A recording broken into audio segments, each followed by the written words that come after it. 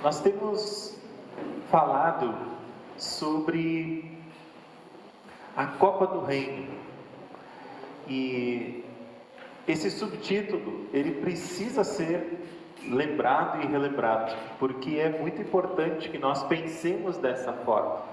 Se nós entendemos que viver com Jesus é fazer parte de um time que não tem banco de reservas, a vida com Jesus, a vida cristã, tem um outro olhar, tem um outro envolvimento nosso com o Evangelho, com aquilo que a igreja propõe, com o mundo ao nosso redor e aquilo que Jesus fez no nosso coração, influenciando a forma como nós agimos em tudo que fazemos. Então, nessa série, nós estamos falando, então, a Copa do Reino, mas no fundo, nós estamos falando sobre igreja. Estamos falando sobre como a igreja caminha, como a igreja funciona, para onde a igreja olha, o que nós estamos tentando alcançar. E é por isso que nós já falamos algumas vezes nessa série sobre qual é o nosso gol. O gol precisa ser quando alguém que não conhecia Jesus passa a conhecer Jesus e a viver com Ele, entrega a sua vida a Ele, aí é gol. E quando é gol, é muito bom, a gente pula, a gente festeja, a gente agradece, a gente se abraça, é gol. Hoje então nós queremos falar sobre esse jogo coletivo e para entrar nesse tema, eu quero lembrar com vocês de um jogo muito diferente que já aconteceu na história. Esse jogo é conhecido como o Jogo da Vergonha. Alemanha e Áustria na Copa da Espanha de 1982. A imagem pode estar meio ruim, mas é porque é assim que a gente olhava a TV, né, pessoal? E em 82 nem todo mundo era colorido desse jeito, então era preto e branco mesmo, era assim que a gente olhava. O Jogo da Vergonha, ele aconteceu porque o regulamento era diferente. Esse jogo último da fase de grupos, ele hoje em dia acontece, os dois jogos daquele grupo no mesmo dia, no mesmo horário. Então eles não sabem o que está acontecendo no outro jogo. Só que naquela época isso não era assim ainda. Era um jogo em cada horário. E os outros dois do grupo jogaram antes e tiveram determinado resultado. Quando a Alemanha e a Áustria entraram em campo, eles sabiam que se a Alemanha ganhasse de 1-0, os dois passavam. Se a Alemanha ganhasse da Áustria de 1-0, a Alemanha e a Áustria passavam. E eles combinaram isso direitinho. Início do jogo, a Alemanha foi lá, fez 1-0 e dali para frente foi isso que vocês estão vendo aí. E toca de lado, e toca de lado, e toca para trás, e vai, e não vai, e aquela enrolação. E esse jogo é o jogo da vergonha, porque eles sim combinaram aquele resultado para que tivessem o melhor para os dois times, mas para a nossa análise aqui, ele é um jogo sem buscar o objetivo do futebol, que é o gol. Gol tem esse significado, meta, objetivo. Um jogo que existe, mas não vai para o seu objetivo, ele é uma vergonha. E talvez a gente pudesse até dizer assim, depois de pregar sobre esse texto, sobre esse tema hoje de manhã, alguém veio e disse, o jogo da vergonha, ele foi assim, e eles não tinham objetivo, mas também se pode ver de um outro jeito. Eles tinham um objetivo egoísta. Eles tinham um objetivo centrado neles mesmos. E eles não saíam daquilo. E ficavam jogando para si mesmos. A torcida ficou indignada, os narradores ficaram indignados e a regra mudou. E agora os times jogam a última rodada ao mesmo tempo para que não aconteçam mais jogos da vergonha. Mas talvez uma das maiores tragédias que a igreja passa acontece quando nós continuamos nos reunindo, cantando, fazendo programações, tocando a bola de um lado, tocando a bola para o outro, e a gente esquece do porquê que nós estamos em campo. Nesse sentido, nós precisamos olhar para esse jogo coletivo. E o jogo é coletivo por causa de uma característica muito importante do próprio Deus. Deus é uma comunidade em si mesmo. E isso é bem difícil da gente entender. Então, quando a gente fala de trindade, a gente já fica meio assim: ai, e agora, como é que eu explico isso? Como é que eu explico o Pai, o Filho e o Espírito Santo? E aqui eu tentei botar uma imagem onde você vê 3 cores, mas você pode ver também que elas estão interagindo, que elas estão num tipo de movimento, e esse movimento é a interação dessas cores, que talvez pudesse ser uma das formas de a gente mal dizer como é a Trindade: o Pai, o Filho e o Espírito Santo. A interação dessas 3 pessoas, um mesmo Deus, mostra que Deus é uma comunidade em si mesmo. Ele tem a comunhão em si mesmo. É um ser isolado, é um ser que ama a comunhão. E Ele cria o ser humano para essa comunhão. Ele cria o ser humano para amar o ser humano, para que o ser humano experimentasse a comunhão que Ele experimenta dentro dele, com Ele e uns com os outros. Para isso que a gente foi criado. Uma das características que nós temos, justamente porque Deus é comunidade, é isso. Ele diz: vamos criar o ser humano à nossa imagem e semelhança. Uma das coisas é essa, para que haja comunhão, para que haja entendimento. Só que não é isso que a gente vive, não é isso que a gente experimenta o tempo todo. São várias as situações em que a gente dá choque em vez de atrair para a comunhão. Então tem coisa errada. Essa coisa errada começa quando a gente pensa que pode viver sem Deus. É o que a Bíblia chama, ou apresenta como, a queda, o rompimento em relação a Deus. E ali a gente passa a não experimentar mais ao natural a comunhão, nem com Deus, nem com a gente mesmo. E a gente poderia ampliar isso ainda, então com o meio ambiente ao redor, e nem comigo mesmo. Eu estou quebrado na minha comunhão com Deus, uns com os outros, comigo mesmo e com a natureza ao redor. O pecado quebra tudo isso, e a gente precisa ser resgatado disso.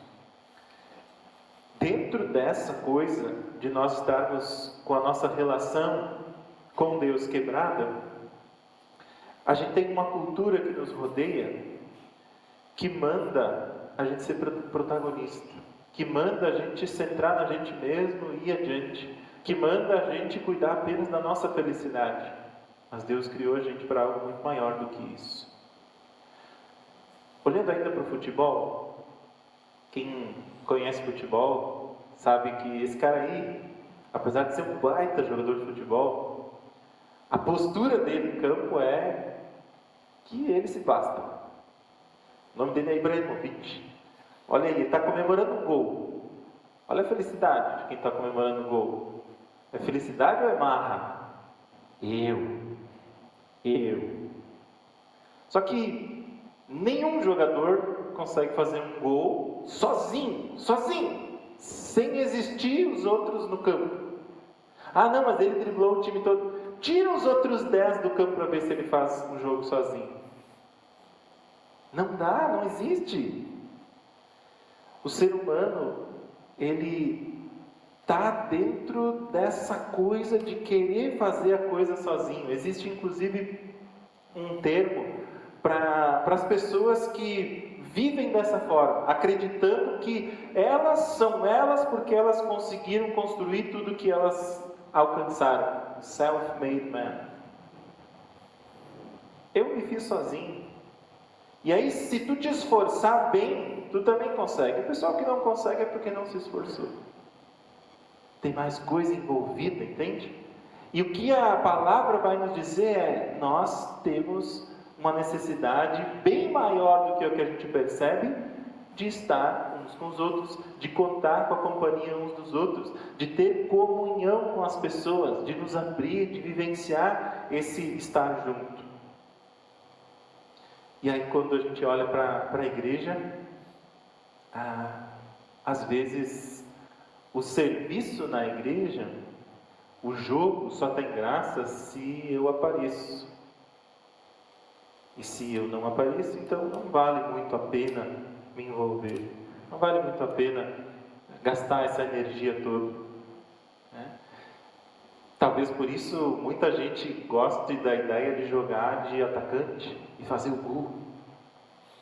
Mas o volante talvez não seja tão atraente, né? Essa posição do jogo.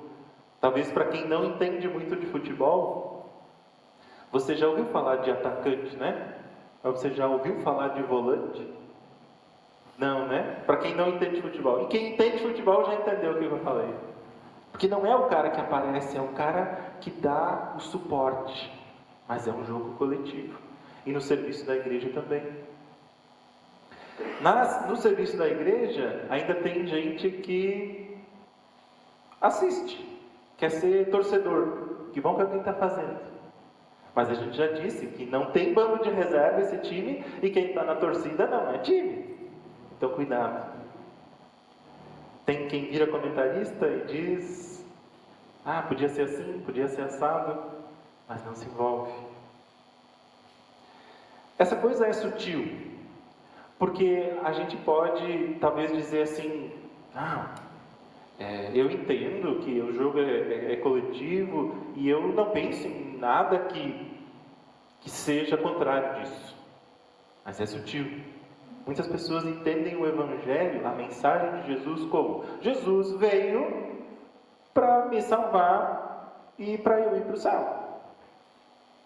Eu. É um entendimento da obra de Jesus centrada na gente. E isso não é o Evangelho. Isso não é o chamado da igreja. O Evangelho é muito maior do que isso. Jesus salva pessoas para formar um novo reino. Um reino diferente de como as coisas funcionam aqui ao natural. E o texto de Efésios, texto bíblico de Efésios 4, 11 a 16, ele é um alerta que o apóstolo Paulo faz para que a igreja assuma o seu papel e faça a obra para a qual ela foi chamada. Mas é exatamente esse texto que, às vezes, lido só como um recorte, às vezes joga a pessoa para o banco de reserva, que nem existe no time de Jesus. Então eu vou ler esse texto com vocês e a gente vai entender isso melhor. Efésios 4, 11 a 16 diz assim: Ele designou alguns para apóstolos, outros para profetas, outros para evangelistas, outros para pastores e mestres, com o fim de preparar os santos para a obra do ministério, para que o corpo de Cristo seja edificado, até que todos alcancemos a unidade da fé e do conhecimento do Filho de Deus e cheguemos à maturidade, atingindo a medida da plenitude de Cristo. O propósito é que deixemos de ser como crianças, levados de um lado para o outro pelas ondas, ou jogados para cá e para lá por todo vento de doutrina, pela astúcia e pela esperteza de homens que induzem ao erro. Antes, seguindo a verdade em amor, cresçamos em todas as coisas, naquele que é a cabeça, Cristo. Dele, todo o corpo, ajustado e unido pelo auxílio de todas as juntas, cresce e edifica a si mesmo, em amor, à medida que cada parte realiza a sua função. O ele que tem no início desse texto é Deus. Ele deu dons a pessoas na igreja, e essas pessoas então são identificadas com esses cargos que ele citou ali: apóstolos, profetas, evangelistas, pastores e mestres. E o nosso engano ao longo de muitos séculos foi achar que a igreja era essas pessoas que tinham esses cargos. Eles iriam fazer a obra toda. Mas esse texto não está falando isso. É só a gente prestar atenção no que está realmente escrito. O texto diz, no versículo 12, vejam bem, que ele designou então com o fim de preparar os santos para a obra do ministério. Ministério a gente poderia também traduzir por serviço. É o significado dessa palavra. Um serviço que é prestado. Então essas pessoas que têm alguma designação, eles têm essa designação para preparar os santos. Os santos são todas as pessoas que creem em Jesus. Todas.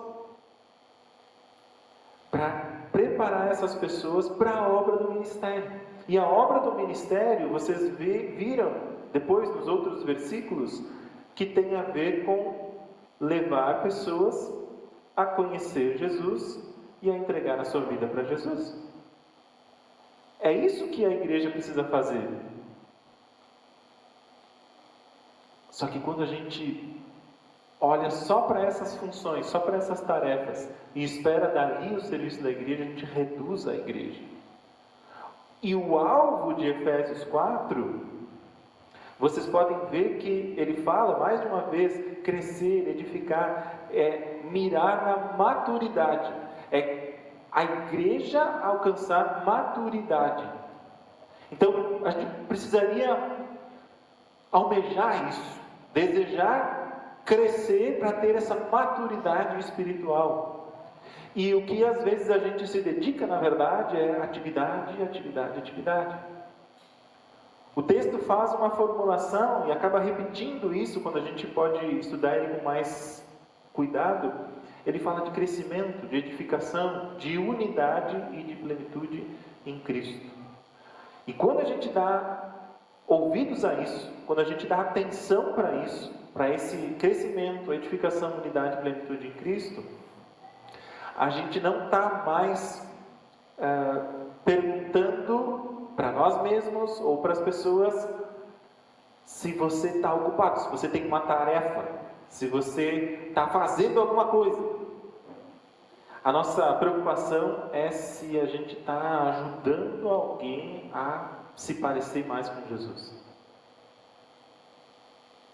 Vejam isso. Isso tem tudo a ver com o nosso gol. Uma vez que a gente conhece Jesus, a nossa preocupação seguinte precisa ser se a gente está ajudando alguém ou outro a se parecer mais com Jesus. Porque isso vai ser a maior bênção que a pessoa vai experimentar na vida dela.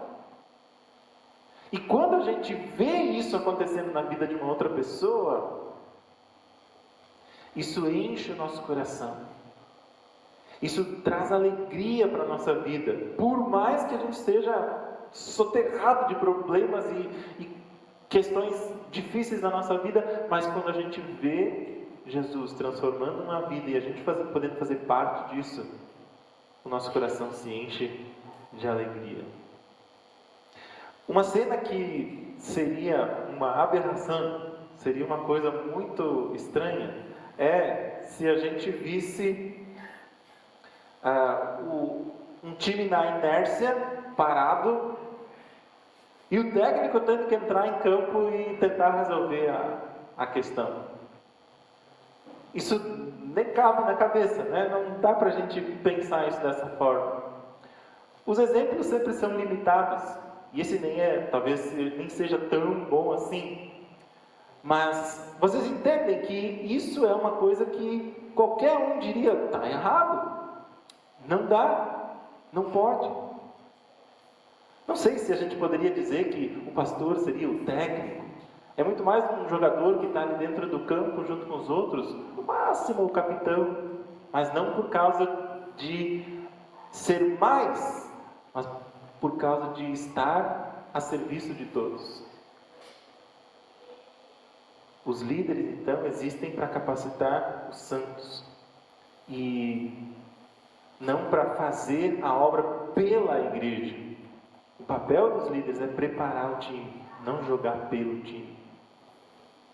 Se a gente fosse levar isso aqui a sério, a gente ia ter que esperar dos líderes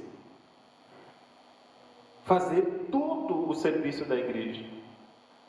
Estar com todas as pessoas que precisam ser ouvidas, estar com todas as pessoas que precisam ser visitadas, estar com todas as pessoas que precisam ouvir do Evangelho, estender a mão a todas as pessoas que precisam de ajuda. Isso é tarefa da igreja toda, para que as pessoas conheçam Jesus e depois desejem ser mais parecidas com Jesus. O que a igreja pode entender é que se o pastor, os líderes vão fazer isso sozinhos, então a igreja tem um alcance bem pequeno. Mas se a igreja toda abraça essa tarefa e joga, então a igreja tem um alcance enorme e o reino tem um alcance enorme. É um jogo coletivo, não é de um só. É um jogo coletivo. A gente está falando de serviço, mas o que significa servir, então? Servir, eu poderia dizer que é qualquer movimento que a gente faça que ajude alguém a dar um passo na direção de Cristo. Um passo na direção de se parecer mais com Cristo. De experimentar a presença dEle, de experimentar a transformação que Ele faz na nossa vida. E aí quando a gente arruma as cadeiras no lugar que a gente vai se reunir, isso pode ser um serviço. Eu posso fazer de má vontade, contra gosto, eu posso arrumar cadeiras em qualquer outra situação, mas se eu arrumo as cadeiras e eu tenho a noção de que eu estou fazendo isso para que pessoas conheçam o Evangelho, é serviço. Ou se eu visito um doente, uma pessoa que precisa ser ouvida, se eu ensino uma criança, se eu recebo, acolho alguém que nos visita, é um passo, é um movimento na direção de que alguém conheça Jesus. Se eu discipulo alguém, se eu preparo uma refeição para alguém, se eu oro em silêncio, se eu convido alguém para ouvir sobre Jesus, está todo mundo jogando a mesma partida. E a gente pode se envolver com isso. Nosso gol é quando alguém então entrega a sua vida a Jesus. Até lá, tem várias partes do jogo que precisam acontecer. Se a pessoa não tem muita paciência e vai olhar um jogo de futebol, ela se levanta e vai embora. Porque tem vezes que o time precisa preparar a jogada. Às vezes precisa tocar até para o goleiro, para abrir espaço, para daí começar a jogada de novo. E passa, e toca, e vai. E a pessoa que não tem paciência poderia dizer assim: mas por que não faz logo o gol? Chuta daí! Mas se a gente faz o que faz com a ideia de que lá na frente alguém vai conhecer Jesus, então isso é serviço. Então isso é a igreja jogando rumo ao gol, sempre rumo ao gol. O gol continua sendo levar pessoas para Jesus. O problema daquele jogo da vergonha, de 1982, era que eles não tinham um propósito. Infelizmente, como eu falei, a igreja também pode acabar nisso. Se a gente faz programas, mas não tem missão. Se a gente faz reuniões, mas não tem discipulado. Se a gente tem atividades, mas não tem evangelho ali no meio, a gente acaba perdendo o nosso propósito. A igreja existe para que pessoas conheçam Jesus.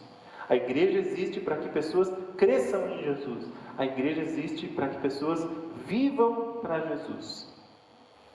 E aí tem uma pergunta que eu acho que vale a pena a gente se fazer. E se todas as nossas atividades continuassem exatamente iguais pelos próximos 5 anos, mais pessoas conheceriam Jesus por causa disso? Isso é uma avaliação para a gente se fazer. A gente continuando assim, mais pessoas vão conhecer Jesus? E o que dá para melhorar nisso para que esse gol seja alcançado. Deus nos criou para viver em comunhão, certo? O pecado bagunçou isso. Em vez de nós vivermos para a comunhão, se deixar o natural, a gente vive para competir uns com os outros. Isso é assim, comum. Mas Cristo nos resgatou e nos deu a chance de vivermos algo diferente, algo novo, algo infinitamente melhor. E agora Ele nos envia para participar dessa missão. Um dia, a gente vai estar numa situação tal, vivendo junto com Deus, que não vai mais ter competição nenhuma. Não vai mais ter essa divisão, não vai mais ter essas separações, não vai mais ter nada disso. A gente vai viver em plena comunhão, uns com os outros e com Ele. Mas até lá, é jogo. Até lá a igreja é chamada a jogar, para que pessoas conheçam Jesus e possam estar lá com a gente. E não tem banco de reserva, porque todos nós fomos chamados para jogar. Cada passe que a gente dá, cada lance desse jogo,